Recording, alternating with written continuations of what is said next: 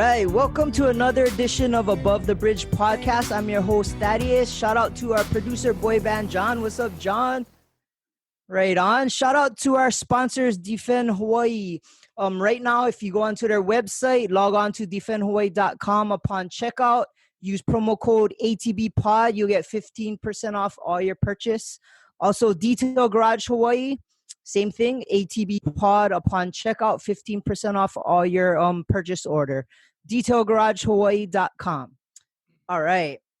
Okay, so today, my guest today, someone I worked with a lot, somebody that I learned a lot from throughout these years. Everybody knows him as Mr. Mayjah Rayjah. What's up, Ray Jr. in the house? What's up, man? What's up, Thaddeus? How you doing, brother? How you been, bruh? Been busy. Been real busy. I know you've been doing a whole bunch of stuff. So no concerts to plan out, huh? Nothing, can't help with the pandemic and, people can't social gather. So, but right now the concert is out, but it'll come back probably, hopefully the end of the year, next year sometime, 2022, Yep, for sure. So what, prior to like you doing concerts, what were you doing? Like you were doing electrician work, huh? Yeah, so I was actually a journeyman electrician for 12 years. Oh, so you're making pretty good money doing that, huh? Yeah. I got in when I was about 19 years old, and I started doing the electrical stuff, and then I slowly got into different businesses. I had a screen printing business when I was 19, printing shirts out of my backyard, and then I got into the nightclub scene, and then got into the concerts, Yeah, that's how we linked up, was the nightclub scene, because you and your pops owned the Hush nightclub on, what was it, the Monarch Hotel, huh? Yeah, it was the Hawaiian Monarch Hotel. Yeah. Yeah, those are good fun nights. To bring people. Yeah, it was a rough one, but we had some good fun and some good nights there. No, it was to be honest with you, because of Hush and us working with you, I have a daughter. There you go. Yeah, I met my baby's mom the first night we promoted at Hush. So there you go. Kind of owe you for my daughter being around. Yeah. It's a long time ago. What is that? 2008, 2009. So it's been a while. Oh, it was 11 years. Yeah. More than that. Yeah, more than that. Yeah. Yeah, so it's been a while. That place was good fun though. It was hard to promote because of the location and stuff, but it was sexy, and when people came, they had fun, I thought. Yeah. Yeah, that was probably one of my biggest achievements, I guess I would say, even though it financially didn't work out, at the end of the day, but it taught me a lot about business. It taught me a lot about, obviously location. So, it taught me more than I expected. So it actually helped me with other businesses moving forward. So like I said, it's blessing in disguise. Some stuff's, worked out, but it worked out even better in the end, learning from those challenges, Oh yeah, for sure. So from that, when Hush shut down, you immediately got into concerts, huh? Yeah. And, AGN was one of my partners, starting out, helping out promote it. And, we got into the concert scene, and everyone thought I was crazy doing the Waikiki Shell as my very first event. I've never produced a concert in my life, and we did great.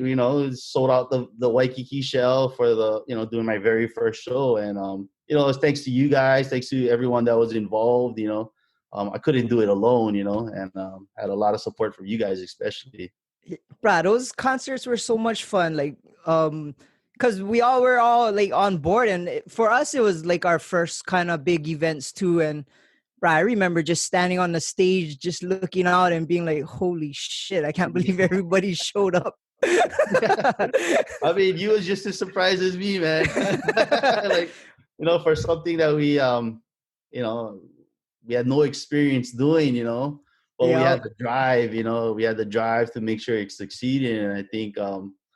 That's kind of what kicked it off, honestly, and from there, it, stemmed off to bigger things, so, but, so you pretty much took Mayjah Rayjah and made it like a household name now. like I mean, there's probably not a person on this in the state that doesn't know what Mayjah Rayjah is, and you kind of branched out to taking that brand not just to island music, but like you've been doing a bunch of crazy shows and like all different kinds of stuff, huh? Yeah, so over the years, island reggae was the main format of what I produce, with the festivals and doing island tours. But as you start to evolve your business, you realize you cannot just rely on one genre, So I had to step into hip hop with like the Wiz Khalifa, the Miguel, I had to step into, 90s pop, like the 98 Degrees, the All For Ones, Oh, that's right. and we also stepped into, like legacy acts like Air Supply and Richard Marx, Peter Cetera, So over time, and some of like our favorites in the club was like Ja Rule and Ashanti, right? Yeah, Like back in the day. yeah, So like we did all, I had to branch off, just not being the reggae guy, and as time goes on, you learn about the business more, you learn about the networking with the agencies, and it's not as easy as it looks. It's not a oh party, yeah, basically. It's a party for everyone else but the guys behind the scene. We're yeah, working, right? So but that's kind of what we live for. We live for that moment, that to show everyone our hard work, and they having a good time makes us happy, right? And I think yep. that's what I kind of definitely, drove me to keep going and keep getting bigger, over time, and obviously the pandemic put a halt to it, but it's not the end. It should be yeah. back, hopefully 2022 is kind of what we're expecting, to start doing shows again. So from the artists that you did bring down, like what was like kind of like, oh shit, I can't believe I just did that. Like which artists were like the ones that took you like, oh, like not, I guess you're all proud of all your shows, but which one were you like, oh yeah, I did this guy or this group or Um, no, I'm pretty proud of everyone we bring down, because I only bring down artists that I like, honestly. yeah. Like I was a huge fan of Damien Marley. I got to tour him twice. I was a huge fan of the band Soulja. I toured them 2 or 3 times. Lauryn Hill, I toured her as well. I think I don't know. I mean, I think we did a lot of great shows. Honestly, one of my favorite shows would probably be the least expected was Air Supply. Oh really? Yeah, so they're like the 70s love songs. Yeah. They're kind of like the era of the Journey music. And to me, that was one of my favorite shows. It's two old guys singing. Where'd you do that one at? We did that one at was it Blaze Arena? Yeah, we did it at the Blaze Arena. We did it at the Maui Arts Culture Center. Then I took them to the outer islands. I took them to Kauai and Big Island. I Yeah. remember I remember doing shows with you on the outer islands, bro. Those are super fun. Yeah, it's just a little more challenging, Yeah. coming from here, right? We don't have the street team, up there. Yeah. We don't have the production crews, so everything you don't have the same equipment as Honolulu does, Yeah. right? They have kind of like a makeshift production, right, with multiple vendors. So you hit your challenges with doing those type of tours, but also learn a lot. You learn a lot to improvise, and the Yeah. artist has got to improvise as well. So it's kind of like it's a good learning curve to do all these smaller islands, because it challenges you to put on a great show, even with the odds against you in production wise. Yep. I remember being in the Big Island for Mayjah Rayjah, and we showed up and they were supposed to have security, remember? And they had like these like high school kids trying to be security, and you got into it. Yeah. Like, what the fuck is this? Yeah. Like He was like 16-year-olds as security. That's right. I forgot about that. And we had like extra large shirts. I'm like, bro, this guy not gonna fit that. Oh, thank God we got out of that, and no one got it. Not there was a big fight or anything, but yeah, that was pretty crazy. I mean, but that's part of the learning curve of when you own a business, right? You're Yeah. gonna run into things that you don't expect, but you gotta improvise at the time. And I think that's what separates a lot of people from, over time, right? Improvising, when they get into hardships, right? So, stuff like that, only makes you a better person or better operator for your business when you hit Yeah. challenges, because now, over years you hit 50 different challenges, and maybe, today something happened, you know how to assess the Yeah. problem, and I think, that's all just learn with time, so I think a lot of people, they tend to give up because they feel like it's hard, during their business, but, that's just part of the process. Yeah, and plus all those trials and tribulations, Yep. you make those kind of mistakes. The next one, you're never gonna make those mistakes again and stuff like that. Exactly. So Yeah, it's never, you never lose, you always just learn. yeah. Which I did learn a lot from working with you. Sometimes what not to do, sometimes what to do. Yep. It was always good fun though. Like no matter what. I mean, like we took some hits sometimes. I remember sitting Yep. in the bowling alley, and like it wasn't a great turnout like we Right. expected, and I Right. just remember sitting on the alley itself with the stage next to you, and we knew we took a hit, and we had to take this shit all the way to the show the next day. And he Yep. was like, Yep. "Oh, bruh." We just shook our heads and just okay, on to the next one. Take this one, and Yeah. it was fun to learn with you, and it was Yep. fun to be working with Chris and Taylor. And Yep. for us it was like our first big events. We went on tour with these bands with you, and Yep. we got to meet all these cool people that we listened to on the radio and stuff. So for us it was always fun, you know what I mean? Yeah. Stressful but fun, like setting up Yeah. I mean, barricades yeah. in the hot sun wasn't Everybody fun. think, being in the even nightclub or even concert scene, they think it's a big party, Oh and yeah. especially when you get more in the concert festival scene, it's more about logistics, making Yeah. sure things are on time, your artists arrive on time, they get picked up. So, a lot of things behind the scene people don't realize to put on a show. All Yeah. they know is they bought a ticket, they're gonna have a nice time, and that's what we want to deliver to them is a great time, right? So, at the end of the day, whether you lose money or make money, the whole point is to make sure the customer is happy. And I Yeah. think that's what helped me over the years is building that brand, that customer loyalty, right? People would always go to the festivals or any type of shows that we put on, because they know it's going to be a good time, and we don't cut corners on quality, and they know they can feel safe, with, well, except that one concert with proper security, and I think that's all a part about the learning curve, but it's, and you try to make it as fun as possible with the guys, because we're all Yeah. working hard, right?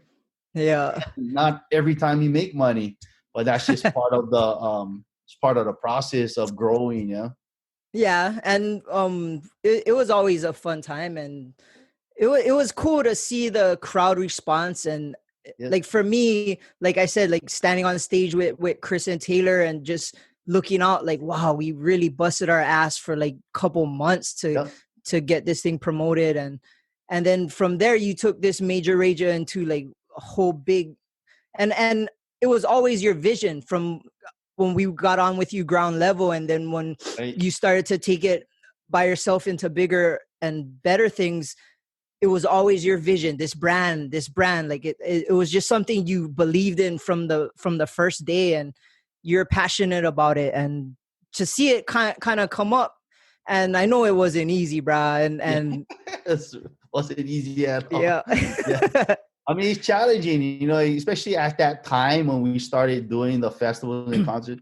There were so many concert promoters. There's so many nightclub promoters, Yeah.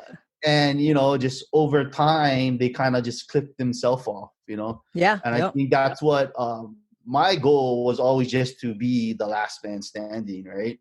It wasn't Yeah. about making money tomorrow or immediately. It was about being the last man standing. And I think as time went on, that worked into my favor. Is kind of playing, making sure I make good decisions on the artists, how much I pay them, just production wise, and kind of just building that buzz. But being the last man standing is kind of, I'm not the last man standing today, but you know what I mean. When we first entered this thing, there was like 10 people trying to do Oh it, right? yeah. Yeah. Now there's probably 2 or 3, Yeah. which makes a huge difference in negotiating with artists, huge difference negotiating with venues, because now these venues look at you as, they need you for business, right? Oh Same yeah. way like the nightclubs and promoters, they need the promoters to bring their Yeah. crowd, right? So over time, my leverage became stronger, right? Because now they Yeah. wanted what I had instead of me wanted what they had, There was Plus two. less for me and more venues and more businesses Yeah. that need help, right? So that's kind of why my whole mentality for Mayjah Rayjah was just to do a good job. At the first 4 or 5 years, we didn't bring the biggest, most expensive bands, right? But we made the party what it was, right? We Yeah. made the Yeah. party, we built Definitely. the hype for it. So I think that's what carried on to what made it even more successful when we did acquire the big bands. We had that party vibe, and now it just grew even to another step higher, right? So I think that was always the goal. And at this point right now, I mean, there's probably just myself and another company that is established in Hawaii to consistently do these shows, right? Yeah. It's And like you guys Hawaii's finest, and I think that's about it, huh? Like anybody there's else. Damp as well. Oh yeah, yeah. But they're more not island music. Well, I guess so they do some stuff, but Yeah, yeah, I yeah, guess it's you guys three. And then yeah. we'll do a random one here or there, but nothing too big. We'll do some Yeah, at the so the Republic. goal Yeah. is to eventually build into the bigger acts, right? But Yeah, yeah. it takes steps. So like, I started at the reggae level, the island music level, went to the international reggae level, then we went into, the number one bands of the 1980s and Yeah, 90s, yeah. so like they're not the current hits, right? And then, kind of hopefully getting to that level where we can get to that Beyonce Drake level, right? So And that's the kind of level, what would be your like dream artist or band to bring down here? Like if you could like call your shot. I one of my dream bands, even though they came here a lot, like I said, I like old 80s, there's Journey, like Oh I would love yeah. to do Journey. And even like if they did like a Stephen Perry reunion with Journey, Mm. with Steve Perry, that would be pretty epic, but Is he still that's the kind. alive? Yeah, man. But he actually dropped a new album like a year ago. Oh He's no also, shit. yeah. So but it just that kind of music just reminds me of growing up. It's just good music, right? It's not, Yeah. and the people around you is all happy to listen to this music. It's an older genre, and I think in my life that's the kind of music I want to start gearing towards, is that that type of music, right? Because I rather have less people paying a higher ticket price than 10,000 knuckleheads where problems can happen, right? Oh yeah. That goes So with like, age too, you know what I mean? Yeah. yeah. So, and I think that genre of music, you can attract a higher ticket price with less problems, right? Less risk, less. So Yeah. people wouldn't mind paying a few $100s to watch Journey when you got, kids struggling to pay $15 to watch a concert, right? So, that's the kind of stuff I'm looking more getting into in the future, and obviously, bringing a big name like the Beyoncés or the Weeknd or, the Drakes, or obviously that's on the bucket list, but, that all takes time, you can't just start from here and jump to there. It doesn't work like Yeah. that in the music business. You kind of gotta earn your stripes like anything else, because they're not going to trust you to run a big show like that, 50,000 people, if you don't have the experience to do it, right? And I think that's what Yeah. I learned from the beginning. When I try to get these bigger artists, they kept telling me no, right? I'm like, I got denied more than God. I got denied more than I got more yeses, but Yeah. that was okay. That was kind of like, hey, maybe I got to just keep working on myself, right?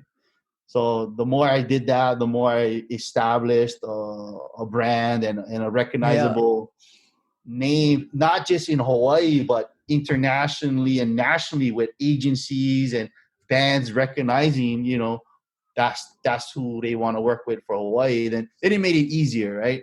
Now they start to come to you, right?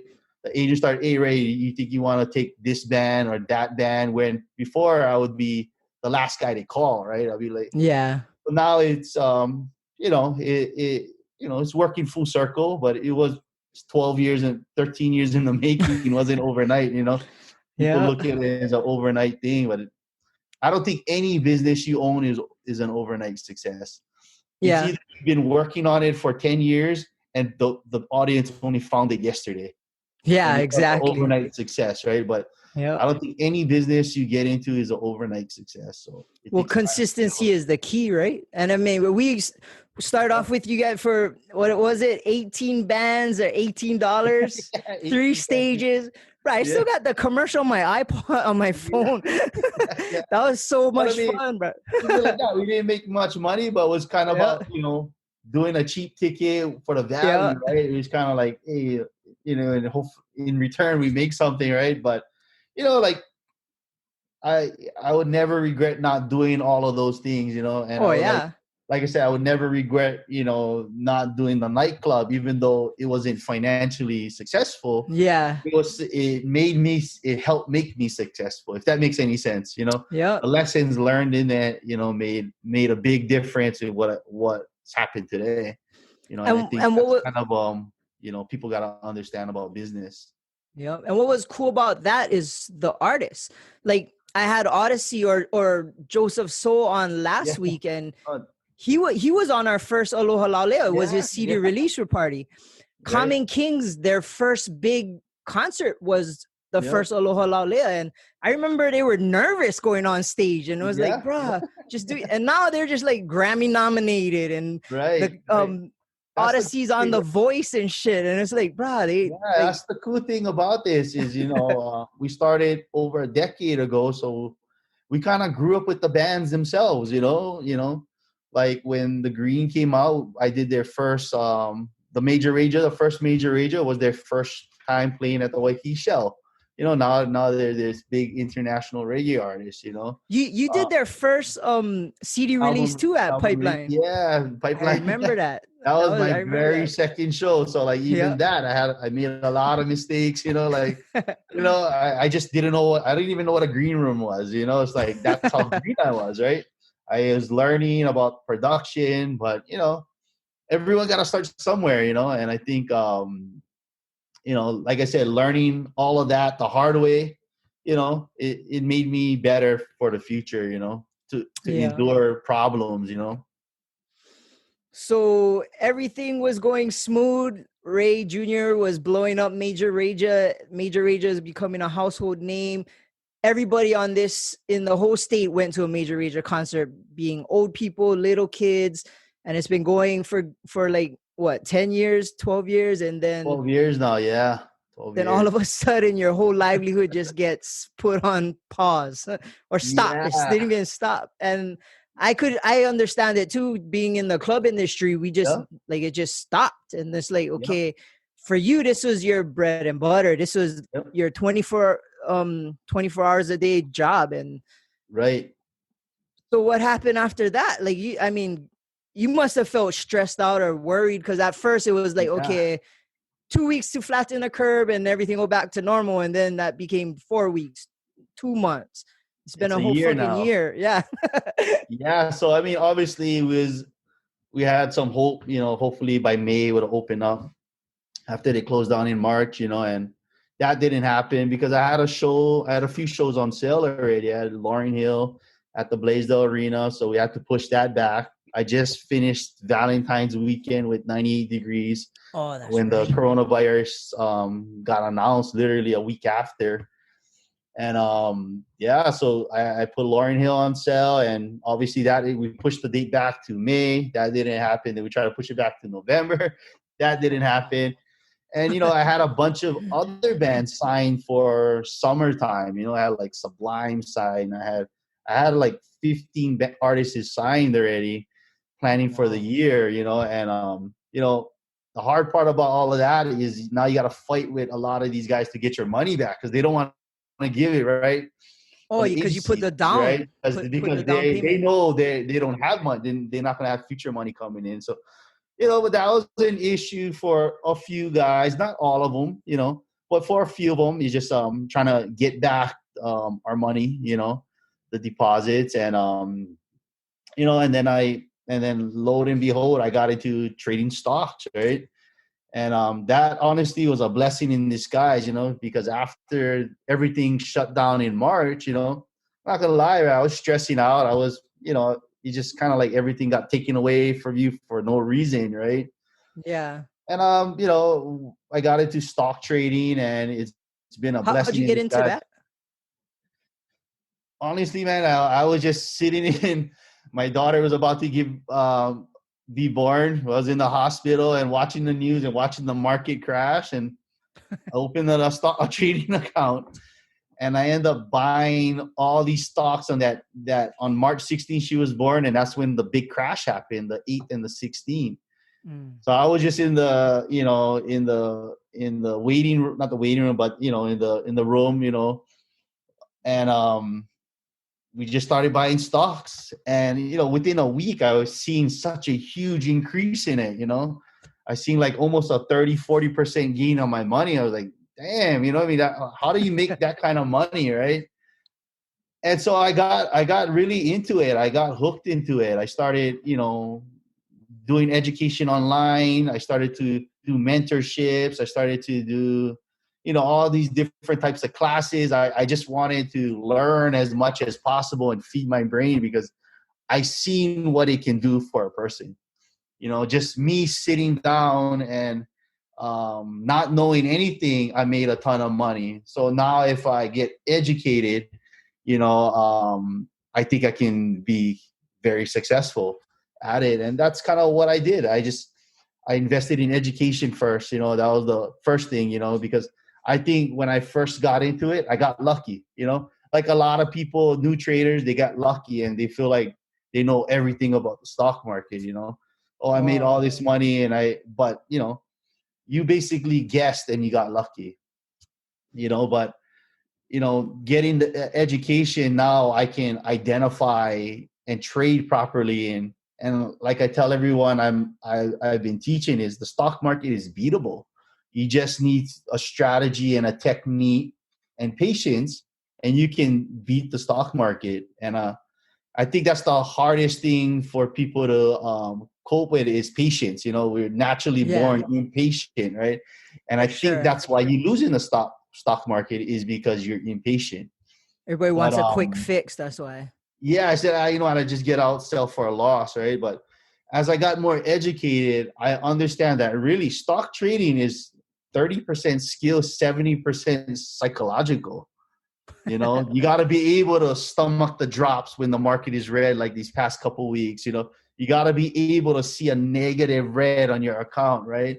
And I think that's the biggest hurdle in trading, and that's something you cannot teach. You can only coach people to, you know, be patient, but you cannot really instill that in them. You know, that's something they got to do on their own. You know, so Yeah. I think trading stocks, I mean, is been a blessing in disguise for me. And now I'm just trying to teach other people so they can understand and, you know, basically buy time in their life. You know what I mean by that? You know, they can invest in the market while they go to work.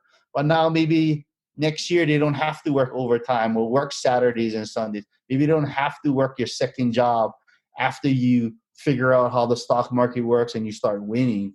You know, but it's just that in Hawaii, nobody teaches it. Yeah. There's no trade school here. There's no any educational, you know, programs to teach anybody about Wall Street, right? And that's kind of what I wanted to seek out, is learning how to trade and learning how these guys become billionaires. You know, it's So like, how did you seek out the education? You had to go online courses or yeah, what? yeah. A lot of stuff is online courses, Zoom. So I got into a good mentorship with Stuart Ramos. He's a local guy from Hawaii, but he lives in Maryland, you know, and he has this whole stock trading thing on lock, you know. So I got a mentorship through him, and I also, you know, at the same time I was learning from other programs, you know. So what I had to do is I had to figure out what worked for me. Because even though I was a part of all these different educational courses or mentorships, I was still losing money because I was trying to do it the way they did it. I I had to see. sit back and reevaluate everything. What works for me, right? What is simplified that I can understand? What is simplified that I can mimic over and over again and beat the stock market? And I developed a simple strategy to do that. And ever since I've done that, I just see my account just grow like wildfire. And that's kind of what I'm trying to teach people now. So like, me and you, or me and another person can go to the same high school, same college, but it's whoever can implement it, what they learn into their life better is going to Right. be more successful. It doesn't mean Correct. because we get the same degree, you're going to be just as successful, or I'm going to be as successful as him, right? Yeah. Whoever can implement in their training, implement in their everyday life what they learn properly. And that's kind of what I think I did. I think I figured out what worked for me, and I simplified the methods that it's easy that anyone can learn it now. I can teach Yeah. it to a 15-year-old, a 20-year-old, a 60-year-old. They can all understand it because I'm teaching it from easy to use point of view rather than a complicated trying to hear all this complicated lingo. It confuses you. So it's like on Uh, local brother trying to teach local brothers how to win in Wall Street.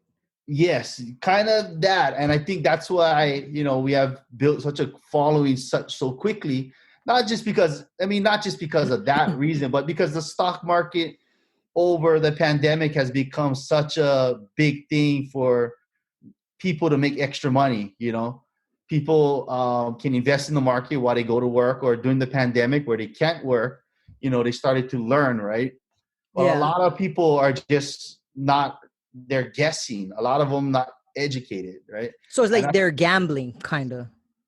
they're gambling. But the thing about the stock market, if you know what you're doing, is you're not gambling. You're just investing. I So there's a big difference, right? People think investing in the stock market, you're gambling. It's only gambling if you don't know what you're doing and you're uneducated. You don't know where to buy the stock. You don't know where to sell it. You don't know how to do your due diligence. You don't know how to chart out your trades. That's when you're gambling, when you're uneducated. So I kind of wanted to just help local people get educated. I know everyone doesn't have $50,000 like I spent the past 12 months trying to get educated from various programs, right? So I wanted to see if I can come into Hawaii and teach them for $99 a month, right? Something very simplified, affordable, but the knowledge you gain is priceless, because once you learn how to trade, you can use it's a gift that doesn't stop giving. You can do this for the rest of your life. You can pass it on to your kids, the knowledge to your kids. You can pass the knowledge on to your uncles, your auntie, your mom, your dad. And then after you pass away, the stocks you hold is transferable to your children or whoever you leave it to. You cannot do that with a job, right? You Yeah, can be a doctor, a lawyer. You can have the best job in the world. You can be the president of the United States. You cannot pass that on to your kids. for But sure. equities, assets, you can, right? And that's kind of what I looked at moving into the stock market. And, I took a lot of my money out of the concert business because it's non-existent right now. And I invested in the stock market. I invested in education. I invested in, trying to build an ecosystem that Hawaii could use and benefit from. So that's So kind of so my how are, mission right now. so how are you educating people? So you're kind of like teaching people now. How are you doing that? Like, how can people seek you out? Yeah, so right now I have like a free Discord room, chat room. It's basically a chat room, text chat room.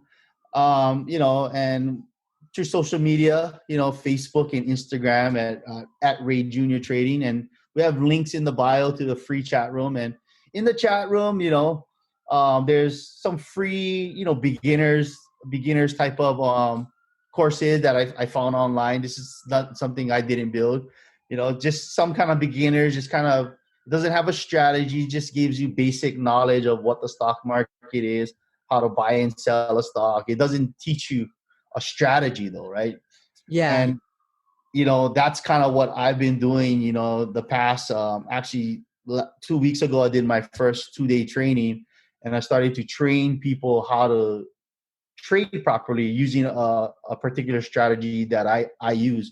So I'm basically trying to give everyone what I have in here in their head, and hopefully they can change their financial life, for the future and for the kids, and like I said, the great thing about the way I trade is anyone can do it. It's very simplified to do, and you don't have to stare at the stock market all day. It's a swing trading method to where you can set your buy targets and sell targets, and you can go to work. And if it hits, it hits. If it doesn't, then your stocks are in play, right?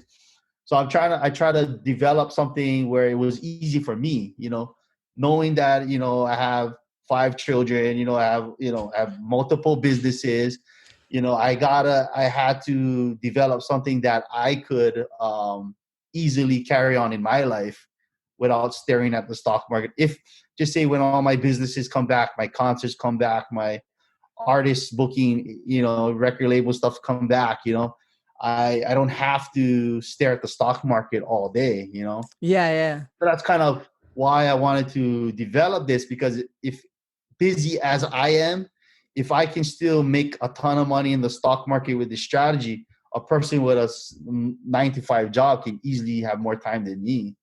For sure. And I think if I can prove that and people start to win, and it's going to be the word of mouth is just going to spread like crazy, because I already see people winning, like I had this one lady, she's, late 40s, or, probably almost 50, she did the training 2 weeks ago, and implementing the strategies I taught her, how to chart, how to do her due diligence, how to read the S1s and all of that. She already made 30,000 in the first 7 days of her trading. Oh, wow. I don't know what That's she's starting with. game-changing money. Yeah. So like, even if you made a few $100 a day, you may say $300 a day times 252 trading days, that's another 75,000 that you have in your pocket plus your regular pay. Yeah. Right. Yeah. But imagine guys take it a step further. They're making 1,000 a day. It's 250,000 a year extra. Guys taking it further, 10,000 a day. It's 2.5 million a year. And it's all possible, it's all possible through the stock market. So I was never a fan of the stock market. This is the weird thing about it. I was never a fan of the stock market. I was always thinking, invest in real estate, invest in Hawaii's real estate, because it would never go down over time. But that makes sense. Yeah, and honestly, before getting into the stocks, I was thinking of like flipping houses or stuff like that, right? Because I had all this capital from my event business that I needed to invest, right? But after learning everything, there's no way people who flip houses can make the kind of money that people who flip stocks. I can flip 10 stocks in one day. They take 3 to 6 months to flip one house. Oh, yeah, that's true. You know true. what I mean? And there's so many steps with flipping houses. You got to buy the house at a good price. So you got to negotiate or bid against other people. You got to get a realtor involved. You got to get a property manager involved. You got to get inspectors involved. You got to get contractors involved to renovate the place. You got to just so many steps. And, and it's not guaranteed money, right? Yeah. There's a strategy to flipping houses, but in Hawaii, the price of a house is so expensive. Even a rundown house is going for $1 million, right? For sure. I just feel like flipping stocks is more profitable. And like I said, if you have a strategy, you cannot lose money. I cannot stress that enough, because you only lose money when you actually sell the stock. Yeah. But if you get into a stock that is a good company, right? It's like an Apple, or not even, there's a bunch of good companies out there, smaller companies. You just buy it at a discount when the stock drops, like this whole week. A lot of stocks are at a discount. So, you're buying a good company at a discount. It's eventually going to go back, retrace back up to regular price or higher, right? That's the method right there. But you got to know where to buy it. You got to know where to sell it, and that's kind of what I'm teaching. is how do you identify where you buy it and what's a good price? And that's So all reading the chart, due diligence, and all of that. so that's what you're teaching to people who take your course. And I think you were telling me you're developing an app to help people get into your Yes. course, or how is that gonna play into your teaching? Yeah, so I got the Discord chat room. It's free, right? Literally within just right now 2 months, almost exactly 2 months. I mean, we got almost 3,400 members, which I thought, I was very surprised by that. I didn't think we'd even get close to that. When I started the chat room, I was thinking 10, 20 people just want to, have fun and amongst Hawaii people and trade. And what I seen is just like, I'm not going to say a movement, but you kind of see that everybody's interested in trading stocks, right? Whether they follow my strategy or they doing their own thing, there's a huge interest in stock trading right now because of coronavirus. Coronavirus basically sped up the artificial intelligence, timeline by 5 years. So things are going online. So everybody's working from online, right? Working from Zoom. Stock trading, you can literally do it in your bed, lying down. While you're taking a shit. Yeah. So I mean, that's what I see people. That's what I think people are seeing is they can make extra money and not adjust their life. They're not quitting their job. They're not finding a new job. They can do it, at lunchtime, or they can just let it go, buy a stock and just let it ride until they sell it, right? So I think with the Discord chat room that I have, the Rayjrtrading Discord, it was more so to kind of see the interest, and I discovered there's a huge interest in it. I was more about building a hub where Hawaii's people can trade with each other, because there's no hub like that in Hawaii. There's no trading ecosystem in Hawaii. I believe this is the first one. It's the first one that when people started joining the chat room, some guys are trading 10, 20 years, and they mentioned that. So that's how I found this. This is the first time we had a Hawaii chat room. There's chat rooms obviously all over the world. You can go online and go to, but you're talking to people from Canada, you're talking to people from California, New York, all different time zones, Yeah. And that's cool. But I think it's different, like watching Max in Hawaii, right? It's watching somebody that you want to UFC in Hawaii, then watching UFC in MGM Grand, right?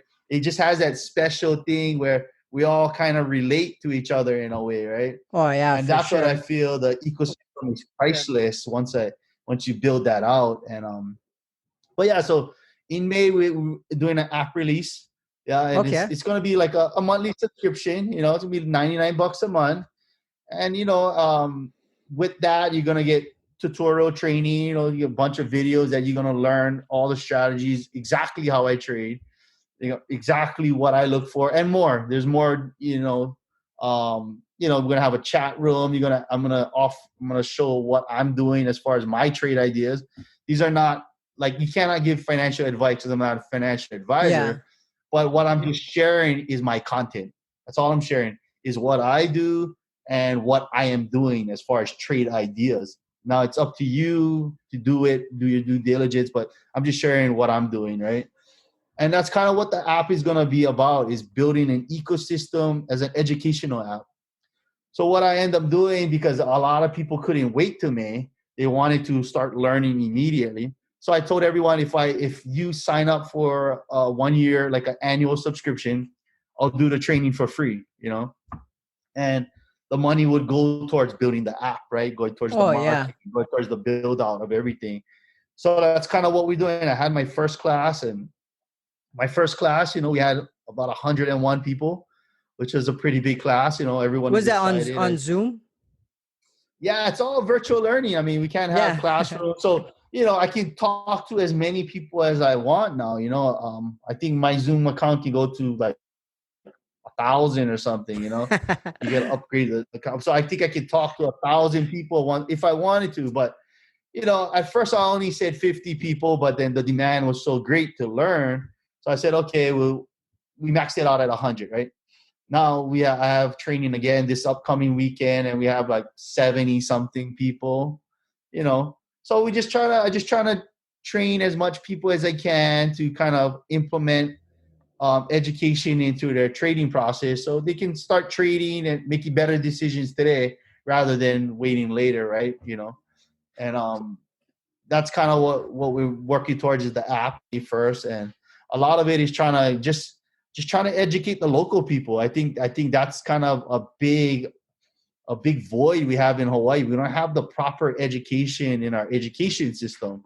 They don't Yeah. teach our kids about taxes. They don't teach our kids about credit scores. They don't teach our kids about making a loan. They don't teach our kids about how to manage money. You don't teach your kids how to invest money. Yep. I mean, and then that is one of the biggest missing elements that in education in general. I don't know about the other states, but I know Hawaii for sure doesn't teach it at all. Yeah, And I it's think, the way that the system works is they're just teaching you curriculum. They're not yeah, teaching you what you're gonna use in everyday life. life. Yeah, Yeah. exactly. I I was always looking at thought my that. daughter's homework the other day, like, when are you going to use trigonometry? Yeah, You exactly. know what I They mean? should Like, teach these fucking kids common sense because it ain't that common anymore. yeah, I agree with that. But We even should like, have that like class. the whole generation is so different from when we Yeah. grew up. It's like Oh yeah. so different. Like they're not as motivated as Yeah. you would think they would want to be. They don't Because work they with never their get hands as lickings, much. that's why. They never get Yeah, lickings. yeah. Yeah.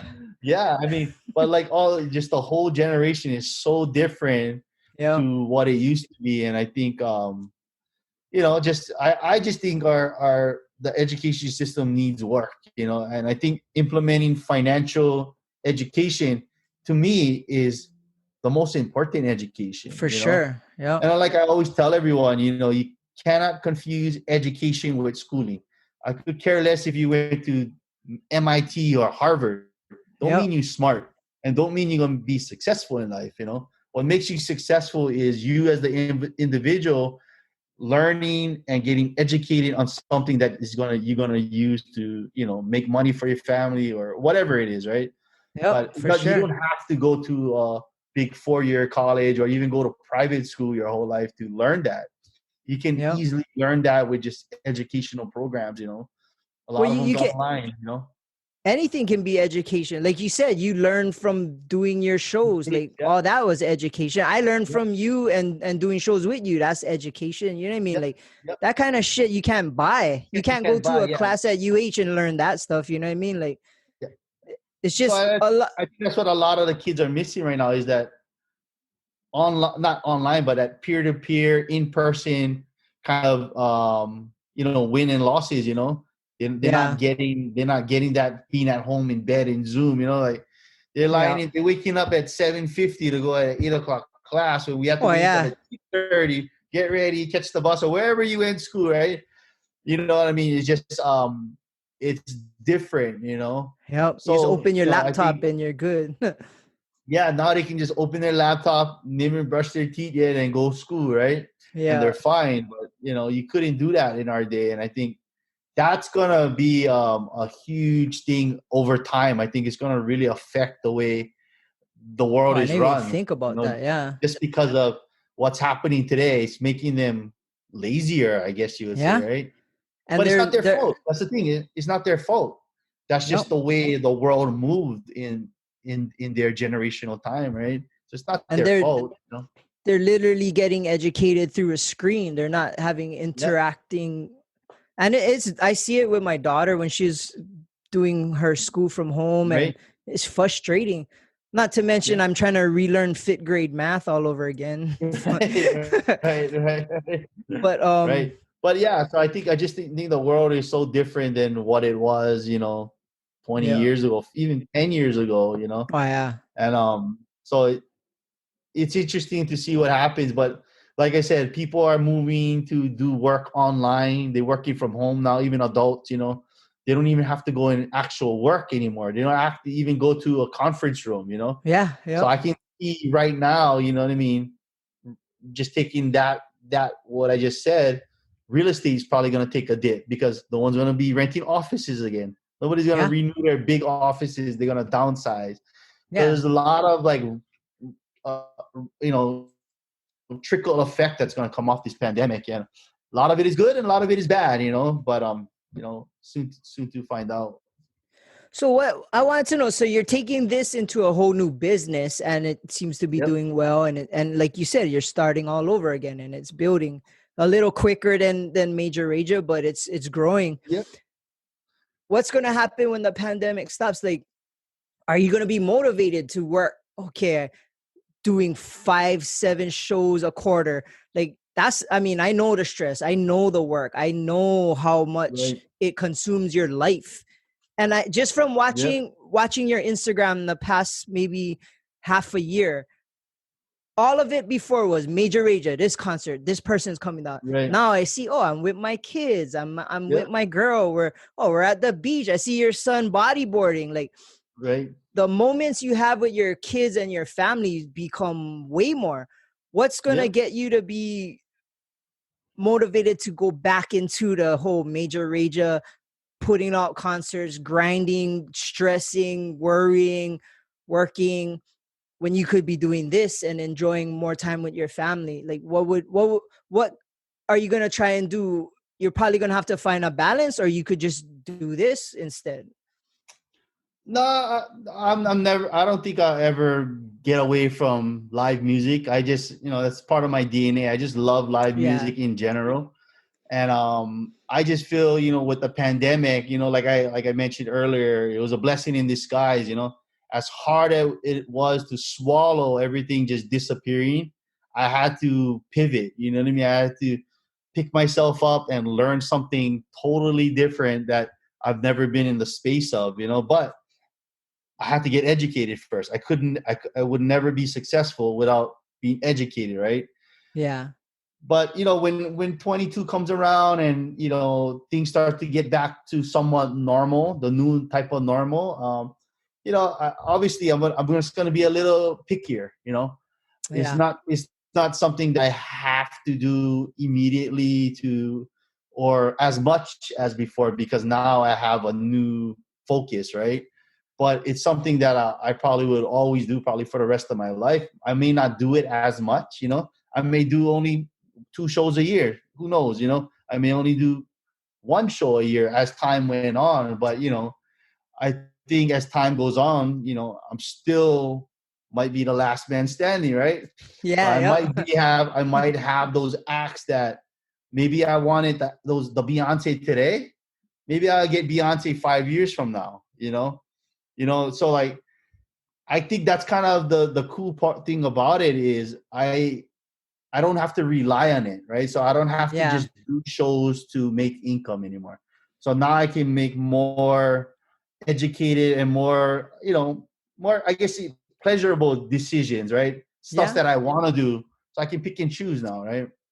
And And you'll I have think that's more kind of time what with makes it family. even better moving forward. I still I have best of both worlds now. I can make money in the stock market. I can, do the app. And then now I got my events back, my festivals. I got my artists that I manage, and I think it's a blessing in disguise. It just was it was a 2-year hiccup, but Yeah. I took Yeah. advantage of that time, and I think that's what a lot of people, they just sit back and just whine. Oh my God, the government did Yep. this. Oh my God, this and that.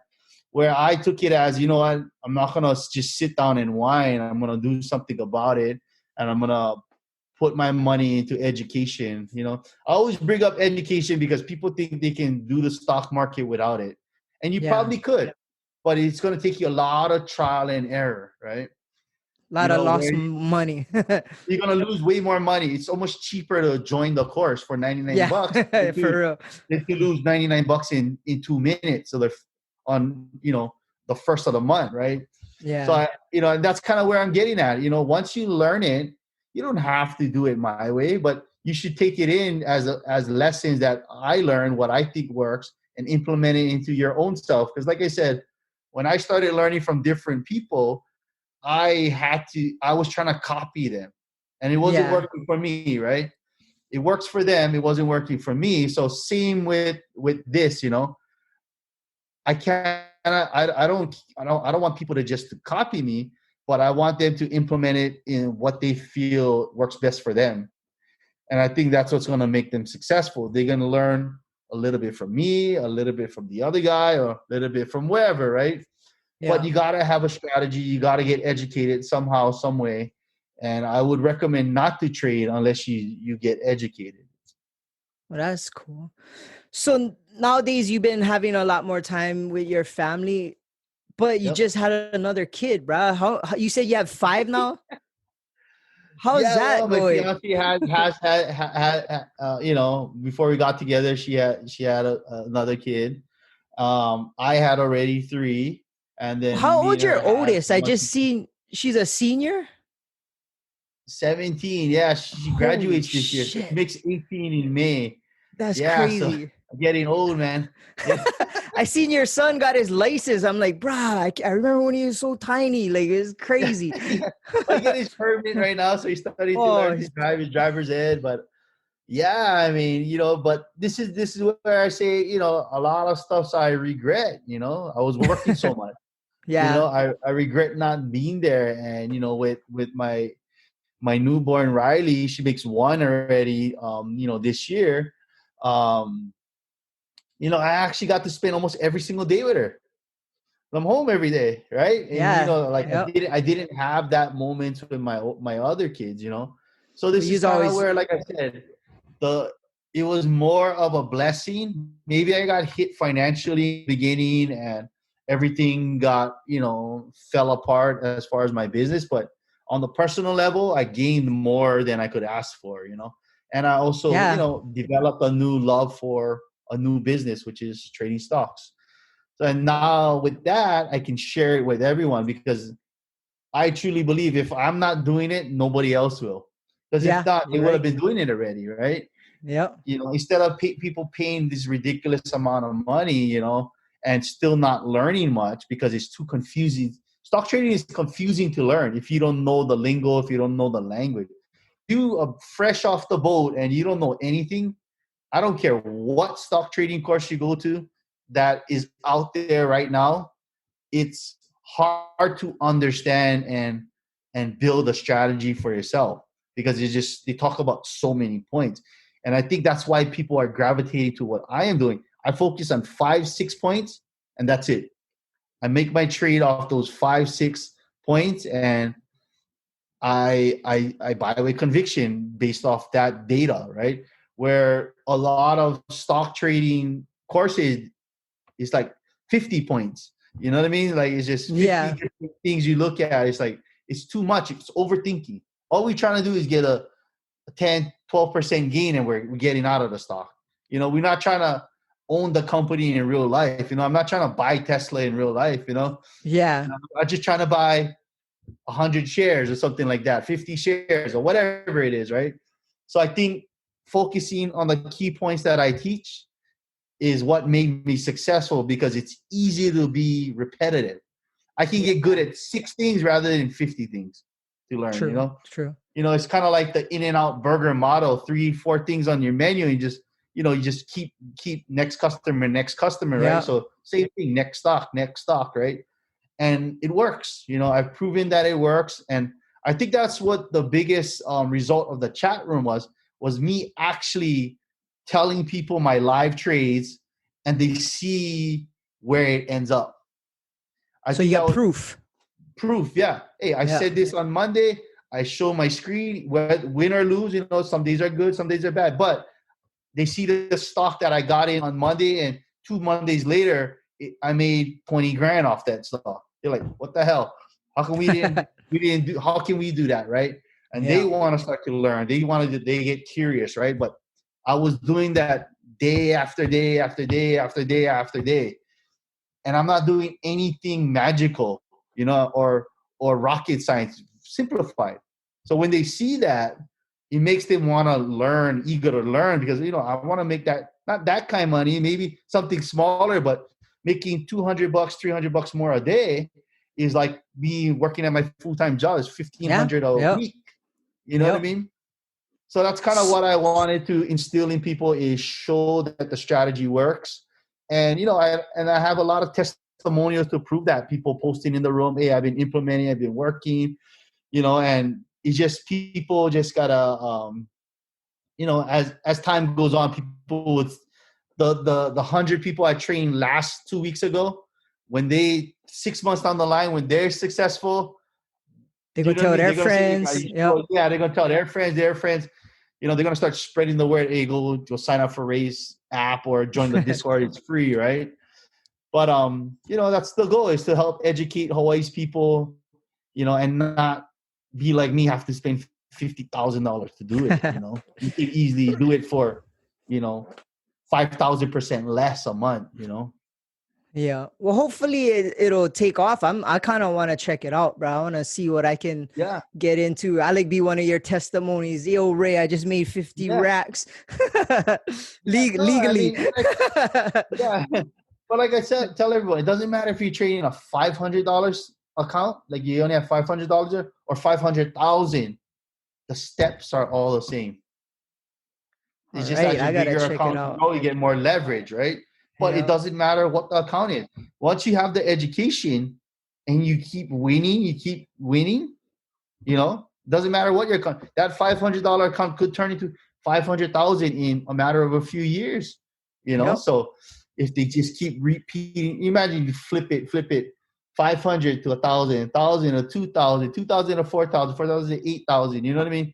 You flip that, 20 times, you over $250,000. So it's just that's kind of what it is. So it's not impossible. Like I said, I watch people make $1 million in a few minutes live in front of my eyes, and I'm like, what the hell? How can I do that, right? Because I'm gonna try get it. I'm gonna try get into this, so then I don't have to be working the clubs no more. Yeah. Getting an old. You don't know when the club's gonna come back, and you don't know when the concerts are gonna come back. And even if they do come back, you know what I mean? People are gonna be they're gonna have this phobia. They don't want to be around you anyway. Yeah, I agree. You know what I mean? It's like, people ain't just gonna be. If we open tomorrow, doesn't mean they would come out. Because I doubt it. If we open tomorrow and I had a concert next week, I doubt it we'll get the same results. Just because they still have this phobia around them. They've been watching the news for 1 year, say, stay home, stay away, right? Yeah. So and you don't want to be around a big bunch of people. Yeah. Yeah, I mean, last thing you want to do is you get sick and your kids get sick, or your grandma gets sick, or your mom or dad gets sick. That's the last thing you want, right? So, you're thinking about that as, instead of being selfish and trying to just have a good time, just kind of be safe, right? Yeah, that's true. So I think that's the problem about having shows come back immediately. I don't think it's going to have immediate it's results. probably going to be a gradual incline. But at least you know that now. At least you know that, and you can prep for that for your shows. You know what I mean? It's not like you're gonna be like, oh, I'm gonna throw this concert and expect everybody to come. Like, now you know how to play it to what you think the market's gonna be like. Yeah. And and for me, I'm not gonna be the first one to do it. I'll let somebody else do it, and I'll learn from their mistakes. I'm tired of being the guinea pig. You guys do it because I don't need to do it right now. You guys gotta do it, right? Let them do it, and I just get the report back. Hey, they gotta do this. They did this bad, so I said, okay, we gotta do that for our next one. Yeah, I let a couple of them do them first. Well, we've been going for an hour, bro. I think it's time for the question of the week. What's up, John? Question of the week. Before the question of the week, Ray, I like asking you one question. Yeah. Because you're a promoter and all these years. Can you tell us a funny story, or what are the craziest things an artist put in their rider? Maybe you want to define a rider for the listeners out there, but so a rider is basically the artist's wish list, right? Demand of what they want in their green room, or whatever they demand, right? I haven't come across something too crazy. I think nothing real crazy. I don't think so that I witnessed something really crazy. Wiz Khalifa just wanted like XL condoms and some stuff like that, weed and stuff like that. But I mean, wasn't anything crazy out of your typical what you would expect anyways, right? But Yeah. I don't think I got to that level of artist yet that they would have blue Prima M&Ms, donnas. or like, yeah, or purple Skittles, right? I haven't Yeah. got to that point yet. And I think that's like the Lady Gaga, Yeah. Beyonce point, right? So I don't think I'm at that. I got to that level yet. I think I'm up next for that level. But so I couldn't tell you what that would be like. Bro, I remember one time we were coming back from, I forget what it was. We were in the tour bus, and one of the bands just started lighting weed. They had like a flame torch with a butter knife connected to it, and they heated up the butter knife, and then they smushed it, and then the other guy came with the it was a toilet paper roll, and then just hit it off of that. And we're like, how'd you guys even get that? And they're like, oh, my drum kit, bro. I just put them in the bass. I know you know which band that is. yeah. One time we were coming back from, I think it was me, you, and Chris, and we went to the after party from J Boogs in Kona. And we were in the after party, and the hotel was kind of far away. And we're catching the party at? One of those clubs in Kona, but the hotel was far away where we did the concert. And then right. for some reason we had to catch a cab back, and we were just done for the day. So me and Chris left. So we caught an Uber or a cab back. So on the way back, never had Uber back then. Yeah, it was a cab. On the way back, there's these dudes beefing on the side of the road. Do you remember that? Yeah, and then he told the cab driver, wait, watch. So we stopped, watch these guys scrap. And then he told him, let the meter run. Out of that concert, I remember that the most. So we watched these local brothers beef on the side of the road on the way back from the club. I remember that now. Yeah. All right, man. What's the question of the week? Question of the week is, what are 3 things that you're going to look forward to do when the pandemic is when it's all done? I think one of the biggest things for me is traveling. I like to travel. I've been to places like, I've been to Japan, I've been to Egypt, I've been to Paris, I've been to Rome, I've been to Ireland, I've been to London, I've been to Bahamas. I've been to a ton of places: Australia, New Zealand. I've been to Honduras in South America. I think I have a bucket list of places that I still want to see, though. But I've seen a lot than the average person. But I think traveling is one of my big things that I have on my bucket list. I mean, if you know me before the pandemic, I would be on an airplane every 6 to 8 weeks traveling somewhere, either to a meeting in LA or Las Vegas for meetings, or flying up to the Big Island or whatever it is. I wouldn't be on Honolulu. And I think that's what Thaddeus brought up, me spending more time with my kids. Now I can't do that, and I spend more time with them. Like I said, it's a blessing in disguise, for me. Traveling is one of them. Obviously, bringing back the concerts, the shows. I love live music. Nothing's better than just going to watching your favorite band or one of your favorite artists perform. And I think that the third thing is just getting back to normal. Just getting back to everyday life and not having to wear a mask. I mean, I don't think it's ever going to be like that ever again. Obviously, life has changed, like how 9/11 changed America.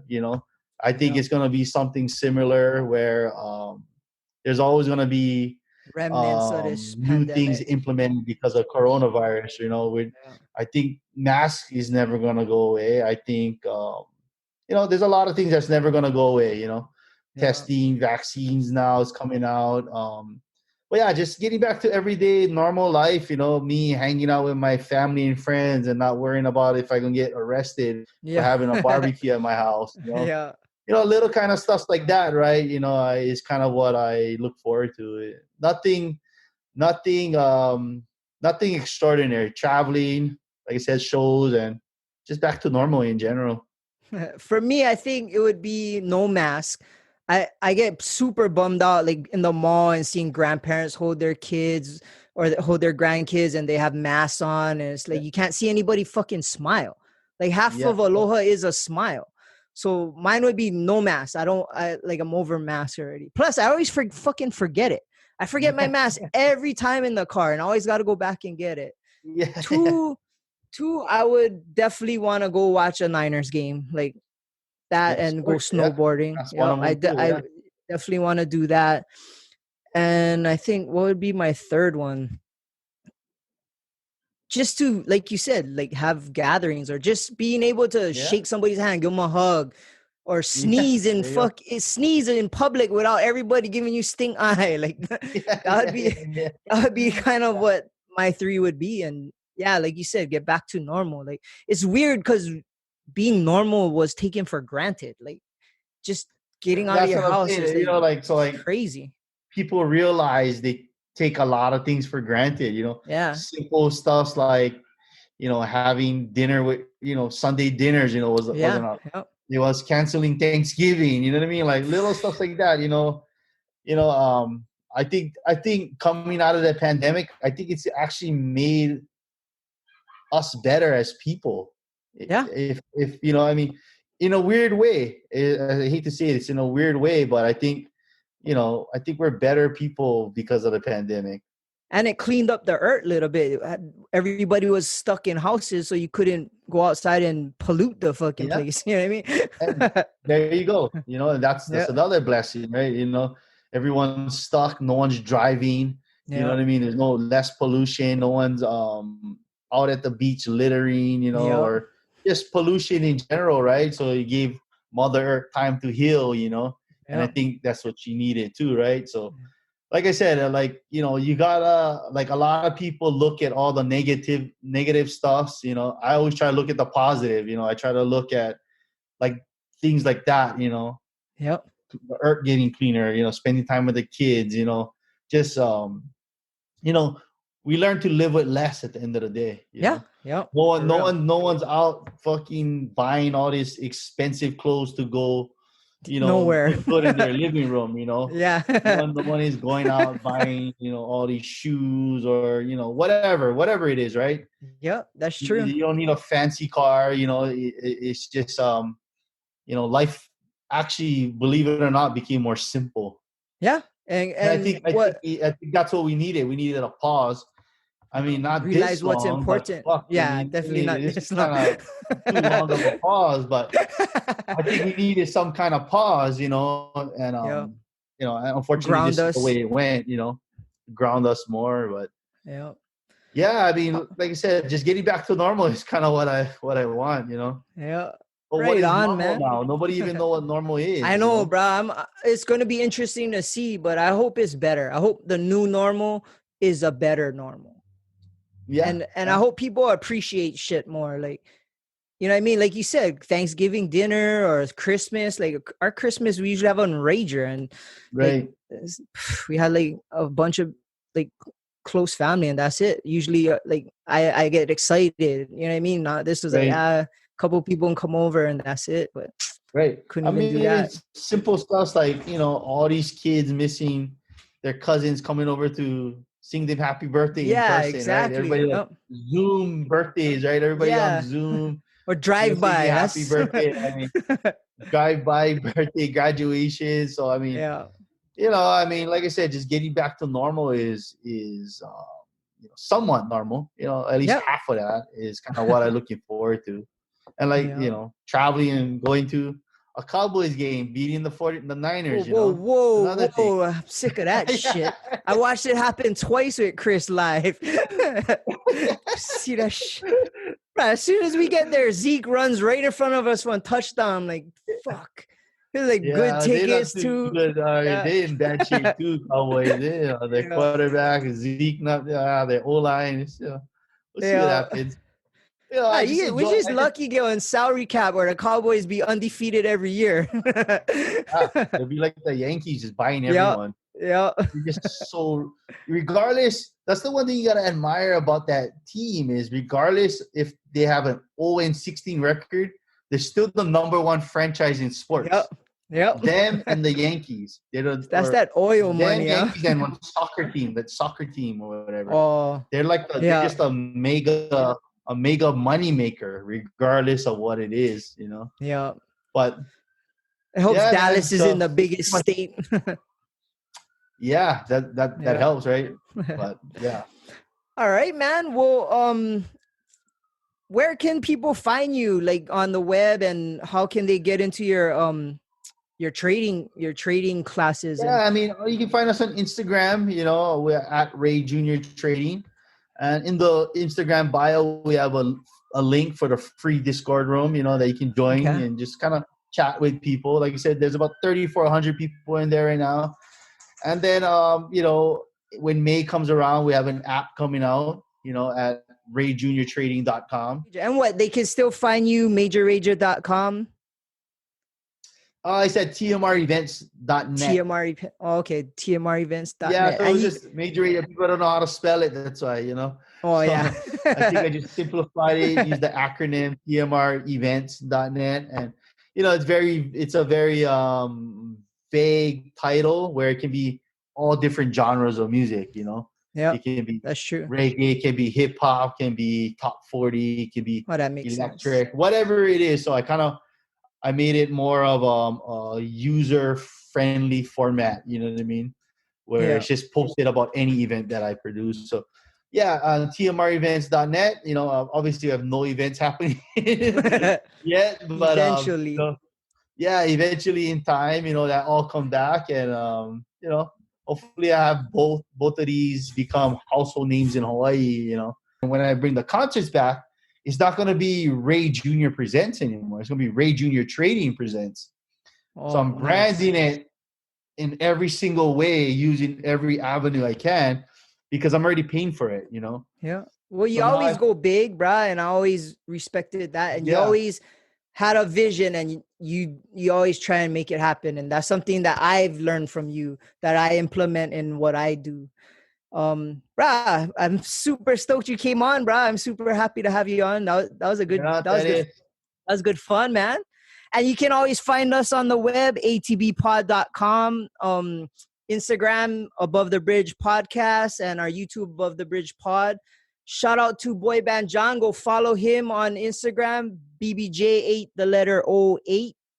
Follow him. He's funny. But thanks again, brother. And I appreciate you for coming on. We did a lot of shit together, and I'm so happy to see how you're swerved in this stupid crisis. And I'm going to get in on that, dude. I got to try some of your stuff out. Yeah, get in on it, man. Yeah. It's changing people's lives every day. That's the Good. I'm crazy- gonna say Ray Jr.'s trading got me out the clubs.